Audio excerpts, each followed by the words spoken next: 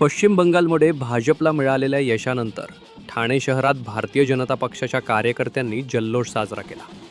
Thane railway स्थानक परिसरात भाजपचे नगरसेवक संजय वाघुले आणि वृषाली वाघुले यांच्या नेतृत्वाखाली हा विजय उत्साहात साजरा करण्यात आला।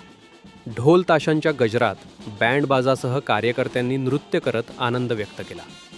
भारत माता की जय आणि भाजप जिंदाबाद अशा घोषणांनी संपूर्ण परिसर दुमदुमून गेला। कार्यकर्त्यांच्या हातात भाजपचे झेंडे फडकत होते, तर नागरिकांना मिठाई वाटून विजयाचा आनंद साजरा करण्यात आला। स्थानक परिसरातील प्रवाशांनाही या जल्लोषाची झलक पाहायला मिळाली, त्यामुळे परिसरात उत्साहाचे वातावरण निर्माण झाले। यावेळी संजय वाघुळे यांनी पश्चिम बंगालमधील हे यश म्हणजे जनतेने दिलेला विश्वास असून पंतप्रधान नरेंद्र मोदी यांच्या नेतृत्वावर लोकांचा वाढता विश्वास यातून दिसून येतो असे सांगितले। तर वृषाली वाघुळे यांनी कार्यकर्त्यांचे अभिनंदन करत आगामी निवडणुकांमध्येही भाजपला अधिक यश मिळेल असा विश्वास व्यक्त केला।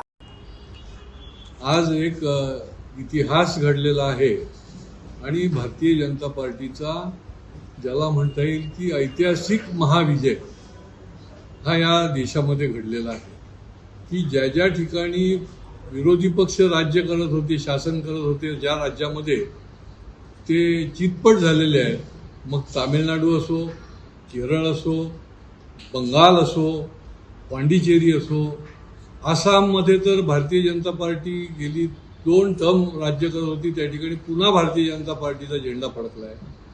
त्याच्यानंतर पांडिचेरीमध्ये देखील भारतीय जनता पार्टीचा झेंडा फडकला आहे आणि बंगालचा विजय जो आहे तो अभूतपूर्व विजय।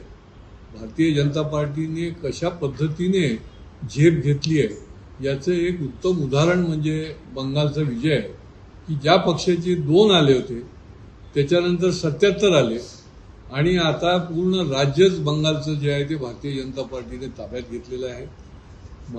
मतदारांचं अभिनंदन करत असताना सन्माननीय विश्वगुरू माननीय मोदीजी असतील, अमित शहाजी असतील आणि असंख्य त्या ठिकाणी लढवय्ये बंगालचे कार्यकर्ते असतील की त्यांनी आज दहशतवाद, गुंडागिरी ही संपुष्टात आणलेली आहे आणि ममता बॅनर्जीचं जे त्रास देणारं, सामान्य नागरिकांना त्रास देणारं राज्य जे आहे ते खारिज केलेलं आहे आणि त्याच्यामुळे हा विजय जो आहे तो नुसता विजय नाही तर हा ऐतिहासिक आणि महाविजय असा म्हणता येईल, असा भारतीय जनता पार्टीने आपल्याकडे आणलेला आहे।